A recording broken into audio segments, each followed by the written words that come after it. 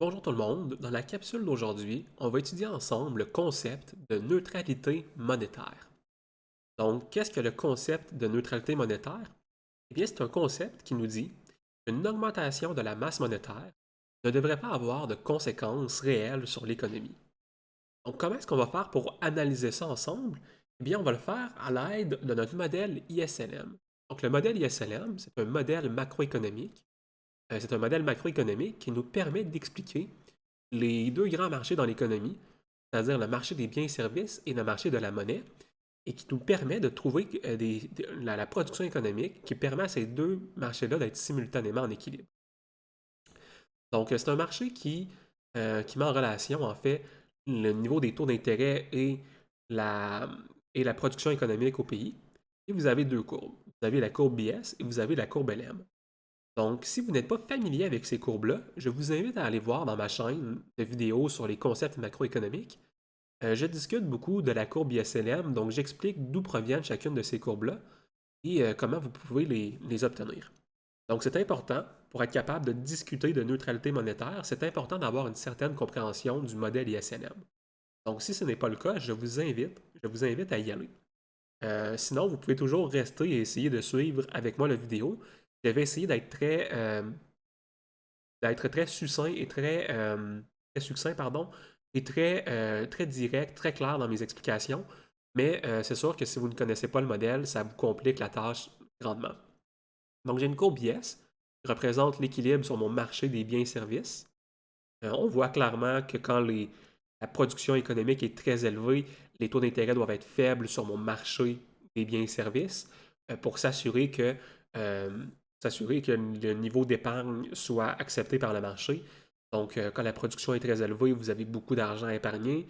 Si vous avez beaucoup d'argent à épargner, eh bien forcément, les taux d'intérêt doivent être plus faibles. Donc, c'est ce que ma courbe IS me dit.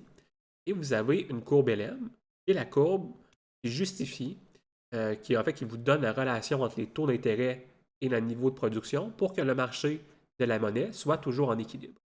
Donc, le niveau d'intérêt qui permet que la quantité demandée de monnaie soit égale à la quantité offerte.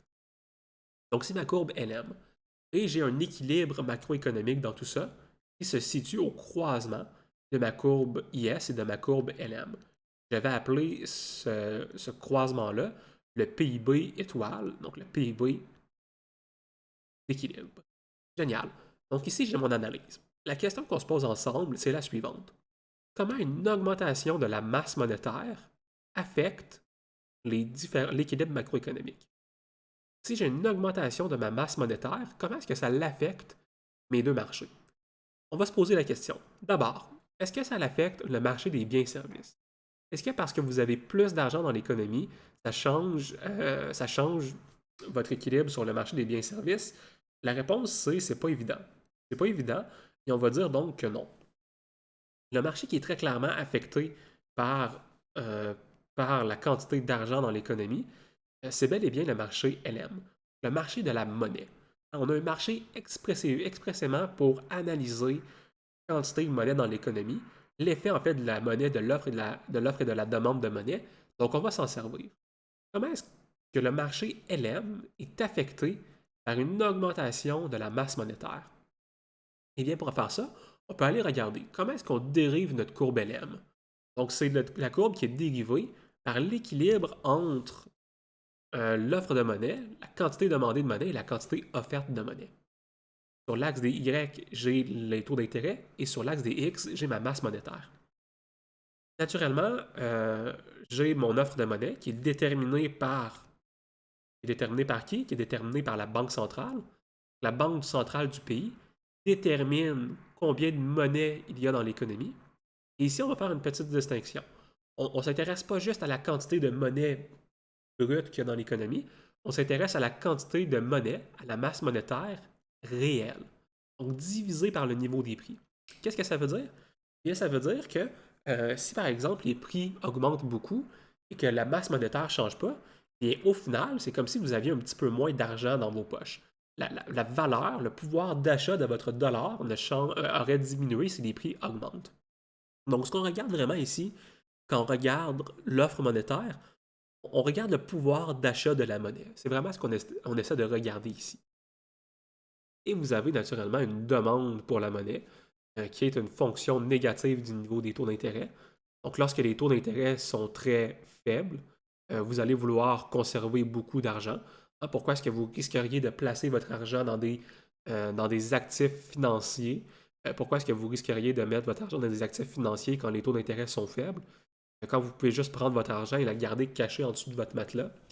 Donc, vous avez une courbe de demande pour la monnaie.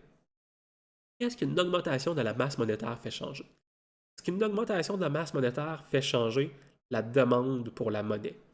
Donc, dans mon graphique, non. La demande n'est pas changée ici par la masse monétaire. Ce qui va très clairement être changé, c'est ma courbe d'offre. Donc, on la voit ici, là, ma courbe d'offre. La masse monétaire, elle va augmenter. Qu'est-ce qui se passe si j'ai une augmentation? Ici, laissez-moi changer de couleur pour pas qu'on se mélange trop. Laissez-moi aller en vert. Donc, si j'ai une augmentation de la masse monétaire dans mon graphique, qu'est-ce qui se passe avec ma courbe d'offre? L'offre de monnaie réelle va augmenter. Donc, on déplace la monnaie réelle vers la droite. J'ai une augmentation de l'offre de ma monnaie réelle. La nouvelle monnaie réelle, la masse monétaire a augmenté. Et le niveau des prix, lui, n'a pas encore changé. Donc, qu'est-ce que ça implique pour ma courbe LM? Ça implique que pour un niveau de production donné, les taux d'intérêt vont avoir diminué. Une diminution dans mes taux d'intérêt. Qu'est-ce que ça implique? Ça implique que mes taux d'intérêt de la courbe LM, pour mon niveau de production, va diminuer. Et donc, c'est un déplacement vers la droite de ma courbe LM.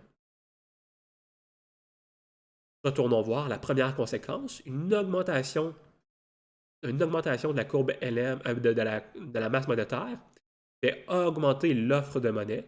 Donc, mon offre de monnaie va augmenter. Et je vais avoir ensuite une augmentation, donc un déplacement vers la droite de ma courbe LM. Ma courbe LM se déplace vers la droite. Mais est-ce qu'on a fini notre analyse? Donc, si on arrêtait notre analyse là, ça nous dirait que le niveau des taux d'intérêt dans l'économie devrait diminuer et ça nous dirait que la production économique devrait augmenter. Eh bien, les penseurs classiques vont vous dire que non. L'étude n'est pas finie. On s'intéresse, nous, à la neutralité de la monnaie. Donc, les penseurs classiques vont vous dire c'est pas vrai que l'augmentation de la masse monétaire fait augmenter la production économique. Ils vont vous dire ça, c'est faux. Pourquoi est-ce que c'est faux? Parce que les gens ne sont pas cons. Ils anticipent l'augmentation de la masse monétaire. Les entreprises, ils le savent. La Banque centrale, elle fait un communiqué de presse et elle dit je vais augmenter la masse monétaire. Eh bien, les entreprises anticipent qu'il va y avoir plus de l'argent dans l'économie. Qu'est-ce qu'ils vont faire en relation? Eh bien, ils vont augmenter leur prix. Donc ici, laissez-moi retourner en bleu. Vous avez une augmentation du niveau des prix qui va suivre. Qu'est-ce qui se passe si le niveau des prix augmente? Eh bien, vous allez avoir une diminution de l'offre de monnaie réelle. Qu'est-ce qui se passe? Eh bien, on retourne, comme un boomerang, on retourne à la quantité offerte de monnaie initiale. On retourne à la quantité de monnaie offerte initiale, ce qui ramène notre courbe LM, vers la gauche. Donc, au début, on avait une augmentation de la masse monétaire. Ensuite, vous avez une augmentation, pardon, du niveau des prix qui fait rediminuer votre courbe LM. Et remarquez qu'on retourne comme ça à l'équilibre. Donc, retournons dans notre processus en bas pour bien se l'écrire.